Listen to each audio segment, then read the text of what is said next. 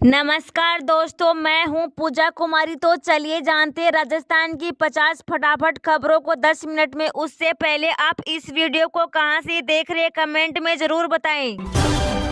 PM किसान Samman Nidhi portal से राजस्थान के 13 लाख किसान हटाए गए। जानिए क्या है कारण। किसानों के लिए केंद्र सरकार कई तरह की योजनाओं का संचालन करती है। इन योजनाओं से एक है पीएम किसान सम्मान निधि योजना। इस योजना में किसानों को सरकार हर 4 महीने 2,000 रूपए की 3 किस्तें देती थी, यानी साल में 6,000 रूपए का लाभ मिलता था। प्रधानमंत्री किसान सम्मान निधि योजना में अपात्र किसानों ने भी बेहतर लाभ उठा लिया है। नियमों के विपरीत सम्मान निधि की राशि लेने वाले किसानों पर शिकंजा कसने की तैयारी चल रही है। अब की जांच में प्रदेश में 16.76 लाख किसानों को इस योजना में अपात्र माने गए हैं। इसमें से करीब 13 लाख किसानों को नाम पोर्टल से हटा दिए हैं। शेष 3.80 लाख किसानों की जांच प्रक्रियाधीन है। प्रधानमंत्री किसान सम्मान निधि योजना में आवेदन पात्र है या नहीं, इसकी जाँच के लिए केंद्र सरकार ने त्रिस्तरीय व्यवस्था लागू की है। इसमें प्रदेश स्तर, जिला स्तर तथा ब्लॉक स्तर पर अलग अलग कमेटियां जांच कर रही है। इसमें जिन किसानों ने इस योजना के लाभ के लिए आवेदन किया, उनके दस्तावेजों की सत्यता की पड़ताल की जा रही है, जिसमें यह खुलासा हुआ है कि 3.80 लाख किसानों की चल रही जांच वर्ष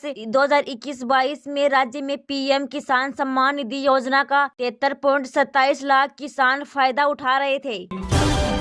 दुनिया भर में तेजी से हो रहा है 5G कनेक्टिविटी का विस्तार। भारत लिस्ट में बहुत आगे। दुनिया भर में 5G कनेक्टिविटी का विस्तार तेजी से हो रहा है। भारत में 2G और 3G कनेक्टिविटी की तुलना में 5G ग्रोथ में कई प्रतिशत की वृद्धि देखी जा रही है। हाल ही में ओकला स्पीड इंटेलिजेंस के द्वारा दुनिया भर में 5G नेटवर्क की चल रही वृद्धि को उजागर करने वाला नया डेटा जारी किया गया है। यह रिपोर्ट विशेष रूप से 2023 के लिए दौरान भारत में 5G कवरेज उल्लेखनीय वृद्धि के बारे में बताती है। ओकला की हालिया रिसर्च से पता चलता है कि वैश्विक 5G प्रदर्शन में उल्लेखनीय सुधार हो रहे हैं। मुख्य रूप से भारत, मलेशिया और ब्राजील में तेजी से इस नेटवर्क कनेक्टिविटी का विस्तारीकरण हो रहा है। यह विस्तार 5G पहुंच वाले स्थानों की बढ़ती संख्या में रिफ्लेक्ट होता है।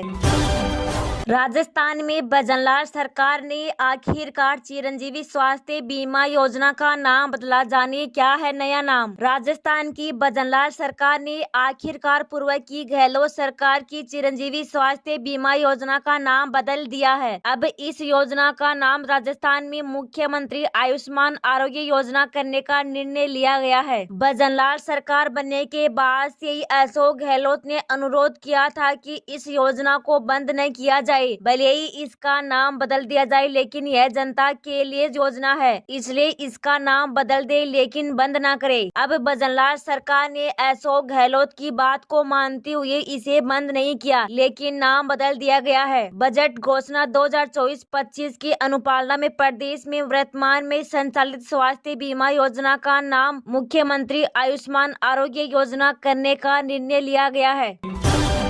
राजस्थान में कांग्रेस को बड़ा झटका। गहलोत के करीबी महेंद्रजीत सिंह मालवीय ने ज्वाइन की भाजपा। कांग्रेस से 40 साल का नाता तोड़कर महेंद्रजीत सिंह मालवीय भाजपा में शामिल हो गए हैं। सोमवार को भाजपा कार्यालय में उन्होंने बीजेपी के प्रदेश अध्यक्ष सीपी जोशी और भाजपा के अन्य बड़े नेताओं की उपस्थिति में भाजपा की सदस्यता ग्रहण कर ली है। इस दौरान मालवीय ने कहा कि मैं छात्र जीवन से ही अखिल भारतीय विद्यार्थी परिषद से जुड़ा रहा हूँ। आज मुझे ऐसा लग रहा है कि मैं वापस अपने घर आ गया हूँ। कई दिनों की उहापोह की स्थिति के बाद अब तस्वीर साफ हो गई है और आज मालवीय ने कहा कि कांग्रेस का हाथ छोड़कर कमल का दामन थाम लिया है।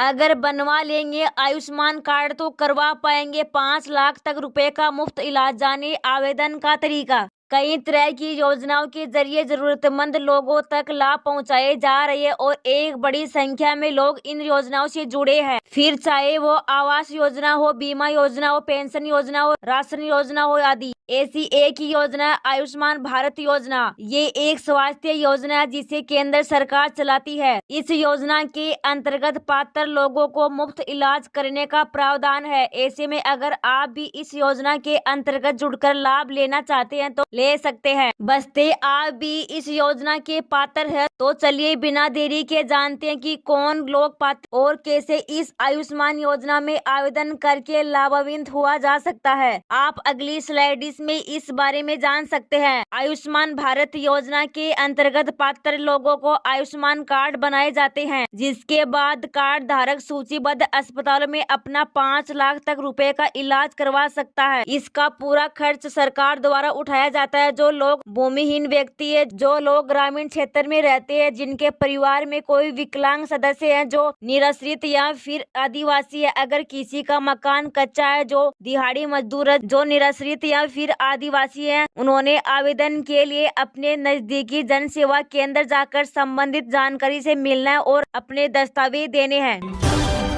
जितना किसानों को फायदा होगा उतना फायदा बिजनेस को होगा। लखनऊ में बोले मोदी, यूपी को 1 ट्रिलियन की इकोनॉमी बनाएंगे। उत्तर प्रदेश को $1 ट्रिलियन की अर्थव्यवस्था बनाने के संकल्प के साथ ही आगे बढ़ रही प्रदेश सरकार के लिए सोमवार का दिन बहुत महत्वपूर्ण होने जा रहा है। सोमवार को राजधानी लखनऊ के इंदिरा गांधी प्रतिष्ठान में प्रधानमंत्री Narendra Modi ground breaking ceremony के जरिए प्रदेश भर में 10 लाख करोड़ से ज्यादा की 14,000 से अधिक परियोजनाओं का शुभारंभ करेंगे। इसके साथ ही प्रदेश में करीब 34 लाख रोजगार के अवसरों की संभावनाओं के द्वारा भी खुले जाएंगे। प्रधानमंत्री पीएम सीएम योगी के साथ यहां आयोजित होने वाली प्रदर्शनी का भी अवलोकन करेंगे। साथ ही मुख्य जीबीसी हैंगर में वो प्रदेश की जनता को संबोधित करते हुए इन परियोजनाओं की शुरुआत के लिए शुभारंभ करेंगे।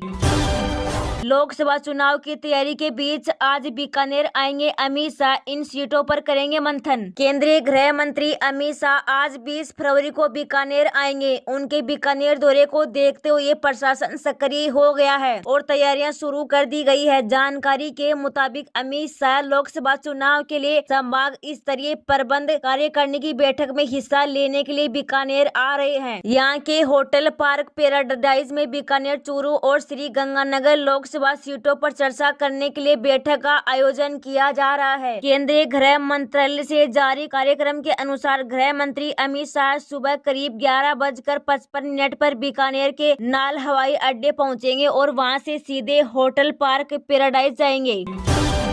लोकसभा चुनाव से पहले राजस्थान भाजपा में बड़े बदलाव की तैयारी, बदले जा सकते हैं पार्टी के नेता। लोकसभा चुनाव नजदीक है और मार्च में चुनाव के लिए घोषणा हो सकती है। ऐसे में राजस्थान भाजपा के नेता भी पूरी तैयारी में जुटे हैं। इस बीच बड़ी खबर है कि लोकसभा चुनाव के पहले राजस्थान भाजपा में कोई बड़ा बदलाव हो सकता है और वो कि राजस्थान में विधानसभा चुनाव के बाद लोकसभा चुनाव में जुटी बीजेपी अब संगठनात्मक बदलाव की तैयारी कर रही है। बता दें कि बीजेपी में भजनलाल शर्मा और दिया कुमारी समेत 5 लोगों को महामंत्री बनाया गया था।